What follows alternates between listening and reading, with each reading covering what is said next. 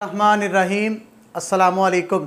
سب سے پہلے درود پاک، اللہم صلی علی محمد وعلی آل محمد وبارک وسلم۔ ہماری جو آج کی ویڈیو ہے نا، اس کا نام ہے حضرت آدم علیہ السلام کی پیدائش۔ توجہ کے ساتھ ویڈیو کو پورا دیکھیے گا، انشاءاللہ آپ کو بہت کچھ سیکھنے کا موقع ملے گا، اور اگر ہو سکے تو ہمارے اس چینل کو سبسکرائب کر لیں تاکہ روٹین کے ساتھ آپ کو اچھی ویڈیوز ملتی رہیں۔ حضرت آدم علیہ السلام کے نہ باپ ہیں اور نہ ماں، بلکہ اللہ پاک نے ان کو مٹی سے بنایا ہے۔ چنانچہ روایت ہے کہ جب اللہ پاک نے آپ کو پیدا کرنے کا ارادہ فرمایا نا، تو حضرت اسرائیل علیہ السلام کو حکم دیا کہ زمین سے ایک مٹھی مٹی کی لائیں۔ اللہ پاک کے حکم کے مطابق حضرت اسرائیل علیہ السلام نے آسمان سے اتر کر زمین سے مٹی کی ایک مٹھی اٹھائی، تو پوری روئے زمین کی، پوری جو روئے زمین ہے نا، اس کی اوپرلی جو پرت ہے نا، پرت وہ چھلکے کی مانت آپ کی مٹھی میں آ گئی، جس میں 60 رنگوں اور مختلف کیفیتوں والی مٹی تھی، یعنی کہ سفید، سیاہ، سرخ، زرد وغیرہ رنگوں والی نرم اور سخت، شیریں، تلخ، نمکین، پھیکی وغیرہ مختلف کیفیتوں والی مٹیاں اس میں شامل تھیں۔ پھر اللہ پاک نے اس مٹی کو مختلف پانیوں سے گوندنے کا حکم فرمایا، چنانچہ ایک مدت کے بعد یہ چپکنے والی مٹی بن گئی، اور پھر ایک مدت تک یہ گوندی گئی تو کیچڑ کی طرح بدبودار گارا بن گئی، پھر یہ خشک ہو کر کھنکھناتی اور بجتی ہوئی مٹی بن گئی۔ پھر اس مٹی سے حضرت آدم علیہ السلام کا پتلا بنا کر جنت کے دروازے کے باہر رکھ دیا گیا، جس کو دیکھ کر فرشتوں کی جماعت تعجب کرتی تھی، کیونکہ فرشتوں نے ایسی شکل و صورت کی کوئی مخلوق کبھی دیکھی ہی نہ تھی۔ پھر اللہ پاک نے اس پتلے میں روح کو داخل ہونے کا حکم فرمایا، چنانچہ جب روح داخل ہو کر آپ کے نتنوں تک پہنچی تو آپ کو چھینک آئی، جس کے بعد آپ نے کہا الحمدللہ۔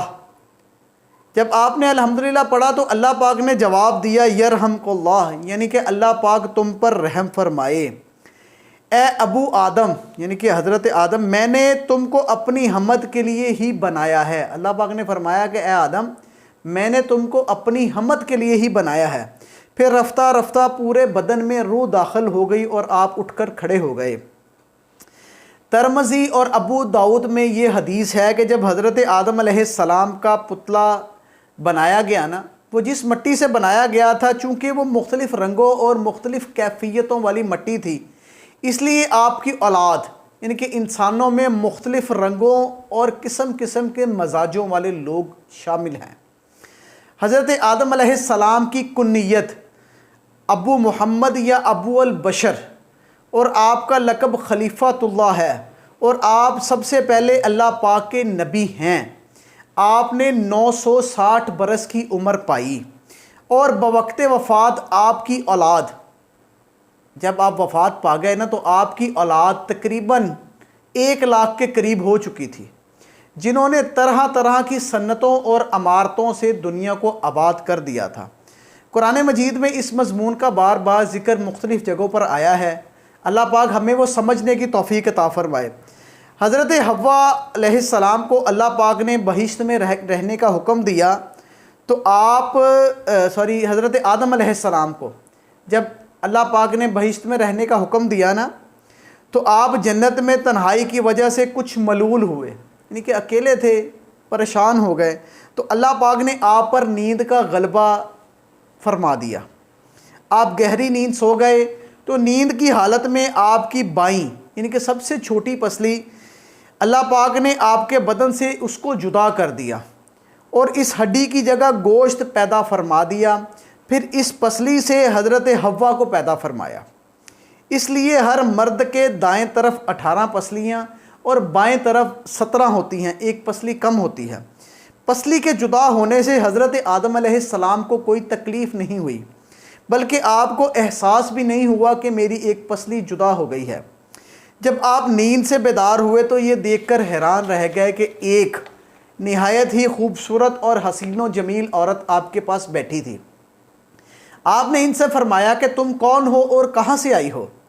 تو حضرت حوا نے جواب دیا کہ میں آپ کی بیوی ہوں، اور اللہ تعالیٰ نے مجھے آپ کے لیے پیدا فرمایا ہے۔ تاکہ آپ کو مجھ سے انس اور سکون حاصل ہو سکے اور مجھے آپ سے انسیت اور تسکین ملے اور ہم دونوں ایک دوسرے کے ساتھ خوش رہ سکیں اور پیار محبت کے ساتھ زندگی بسر کریں اور اللہ پاک کی نعمتوں کا شکر ادا کریں۔ یعنی کہ حضرت آدم و حضرت حوا علیہ السلام کی تخلیق کا واقعہ قرآن مجید کے ان عجائبات میں سے ہے جن کے دامن میں بڑی بڑی عبرتوں اور نصیحتوں کے انبار پوشیدہ ہیں، جن میں سے آپ کو چند بتاؤں گا۔ اللہ تعالیٰ نے حضرت آدم علیہ السلام کو مٹی سے بنایا اور حضرت حوا کو حضرت آدم کی پسلی سے پیدا فرمایا۔ قرآن پاک کے اس بیان سے یہ حقیقت معلوم ہوتی ہے کہ اللہ پاک نے انسانوں کو 4 طریقوں سے پیدا فرمایا۔ اول کہ مرد اور عورت دونوں کے ملاپ سے عام انسانوں کی پیدائش ہوتی ہے۔ چنانچہ قرآن پاک میں صاف صاف اعلان ہے کہ ہم نے انسان کو مرد عورت کے ملے جلے نطفے سے پیدا فرمایا۔ ویڈیو کو اسکپ مت کیجیے گا، پورا دیکھیے گا، بہت مزہ آئے گا۔ اچھا، دوم یہ ہے کہ تنہا مرد سے ایک انسان پیدا ہوا اور وہ ہیں حضرت حوا، یعنی کہ اللہ تعالیٰ نے ان کو حضرت آدم علیہ السلام کی بائیں پسلی سے پیدا فرمایا۔ سوئم پہ ہے کہ تنہا ایک عورت سے ایک انسان پیدا ہوا اور وہ ہیں حضرت عیسیٰ علیہ السلام جو پاک دامن کنواری بی بی مریم کے شکم سے بغیر باپ کے پیدا ہوئے۔ چہارم پہ ہے کہ یہ بغیر مرد و عورت کے بغیر بھی ایک انسان اللہ پاک نے پیدا فرمایا اور وہ انسان حضرت آدم علیہ السلام ہیں جن کو اللہ پاک نے مٹی سے بنایا ہے۔ یعنی کہ اللہ پاک ایک ایسا قادر مطلق ہے، اللہ پاک ایک ایسا اللہ ہے جس کا کوئی متبادل نہیں، کیونکہ وہی رب ہے اور وہی ہر چیز کو بہتر جانتا ہے۔ وہ کسی بھی انسان کو ایک طریقے سے پیدا کرنے کا پابند نہیں ہے، بلکہ وہ ایک ایسی عظیم قدرت والا اللہ ہے کہ وہ جیسے چاہے جس طرح چاہے انسان کو پیدا فرما دے۔ چنانچہ مذکورہ بالا جو آپ نے 4 طریقے سنے ہیں، ان طریقوں سے اللہ پاک نے انسانوں کو پیدا فرمایا، جو اس کی قدرت و حکمت اور اس کی عظیم الشان خلاقیت کا نشان اعظم ہے۔